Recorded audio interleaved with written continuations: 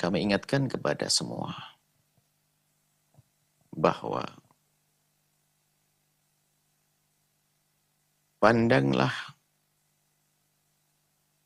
jangan pandang ayahmu selamanya sebagai ayah.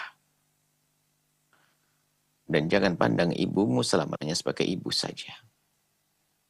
Akan tapi pandang mereka sebagai pria atau wanita yang punya hajat pribadi yang harus dipenuhi.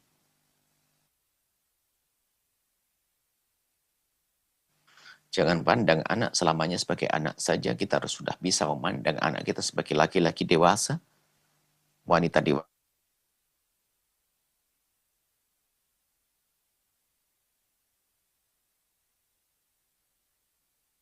Hajat kepada pernikahan adalah sebuah kezaliman. Jika putra Anda atau putri Anda sudah waktunya menikah, lalu Anda melarang, jika itu anak perempuan sekalipun, namanya wali adl. Wali yang bermaksiat karena melarang anak perempuannya menikah sementara dia sudah ketemu dengan laki-laki yang sepadan. Laki-laki yang sesuai, kufu. Lihat. Orang tua yang mengulur-ulur, mempersulit adalah Allah akan persulit hidupnya. Allah maskuk man syakku ala ummati. Nabi mengancam. Orang yang suka menyibuk, merepotkan urusan umat, Allah akan persulit. Nah, begitu sebaliknya. Jika orang tua Anda, ayah misalnya, salah satu dari ini mungkin, ibunda meninggal. Ketahuilah bahwasanya ibunda dalam kemuliaan. Ibunda Anda dalam keadaan mulia, khusnul khatimah. Adapun ayah Anda yang ternyata beliau masih punya hajat. Hajat, mohon maaf, bukan hajat ini kalau sudah bicara hajat itu bukan sekedar hajat hubungan suami istri, bukan. Ngobrol, menemani, segala macam. Ini perlu.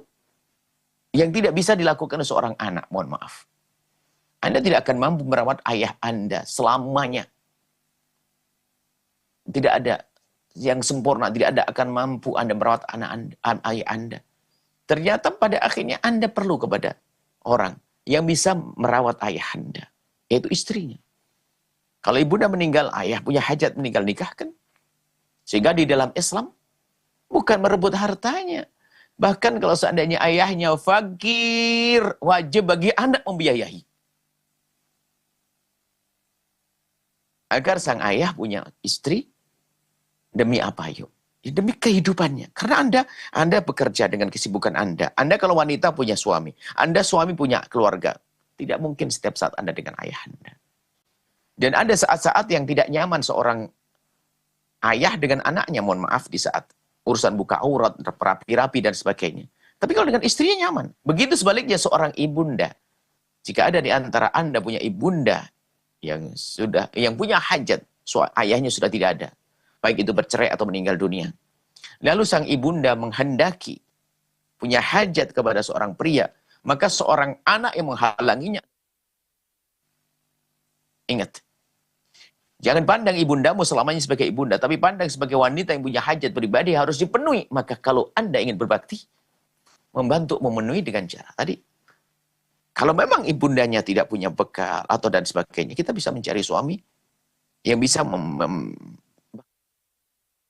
ada yang menemani ibunda.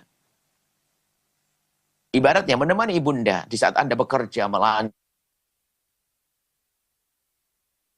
ditemani seorang suami. Kan indah. Artinya sebagai seorang anak semandang semacam itu. Begitu dibaliknya seorang tua, jika melihat anaknya sudah punya hajat atau menikah, jangan dihalangi. Nah, begitu indahnya di dalam Islam. Lah kemudian, ini pertanyaannya adalah, ayahnya menikah, tak taunya malah, wah dipermasalahan hartanya. Durhaka ini anak. Yang benar adalah, iya kalau ibunda meninggal dunia, jika memang harta itu adalah hartanya ibu, harta ibu diwaris. Sang suami mendapatkannya, ayahnya tidak mendapatkan, dan anak mendapatkannya. Tapi kalau itu hartanya ayah, ya nggak bisa dong. Sampai ayah diusir, na'udzubillah, lihat. Yang durhaka kepada orang tua, lihat, kehancuran akan datang kepadanya. Nggak usah lama-lama. Siapapun Anda. Kalau sudah berani mengusir orang tuanya, lihat. Apalagi, dia dosanya bagaimana? Sudah tidak mencoba membantu orang tuanya untuk mendapatkan sesuatu yang bisa memenuhi hajatnya. Mestinya bukan sekedar Anda mengizinkan. Kalau perlu Anda membiayai urusan pernikahan ayah Anda. Anda membantu, membiayai. Karena apa? untuk bisa memenuhi kebutuhan ayahanda. Bukan, mohon maaf, apalagi ayah atau ibu sudah umur dan sebagainya. Bukan urusan hubungan seks, bukan. Akan tapi lihat kenyamanan hidup beliau. Ya. Sudah begitu dia tidak memfasilitasi ini, tidak membantu ini, malah harta orang tua diambil lalu diusir dari rumahnya. Masya Allah, lengkap dia. Tunggu saja orang-orang semacam ini, lihat. Allah akan hukum orang-orang yang zalim kepada orang tuanya. Hukuman di dunia loh ya, sebelum di akhirat. Dan kami ingatkan, itu adalah sebuah kesalahan besar dari seorang anak. Sampai orang tuanya diusir, tidak spesial pun. Bagaimana orang seperti ini? Ya dia salah, dia tidak benar. Tidak dibenarkan. Biarpun di sisi lain nanti seorang tua kalau ingin menikah lagi ya tentunya ya. Selagi anak bisa diajak musyawarah, diajak musyawarah. Ini adalah urusan masa depan. Jangan sampai mendapatkan istri lalu kehilangan anak. Tapi kalau ternyata memang anaknya dalam kebodohan, dalam ketidakmengertian, lalu kerjaannya hanya melarang saja, Masya Allah. Maka dalam hal semacam ini, kalau Anda punya hajat, sebagai seorang pria punya hajat pribadi, ya nggak perlu minta izin dari seorang anak. Kenapa? Ini kebutuhan pribadi Anda yang tidak bisa diwakilkan kepada siapapun. Yang jelas orang-orang seperti itu tadi, anak seperti itu tadi, anak yang durhaka, anak yang melakukan kesalahan, lihat, sudah tidak memfasilitasi, tidak membantu ibu ayahnya untuk menikah, kemudian setelah itu malah hartanya malah diambil. Haram di atas keharaman, dosa di atas dosa. Dan berat orang-orang semacam itu. Ya.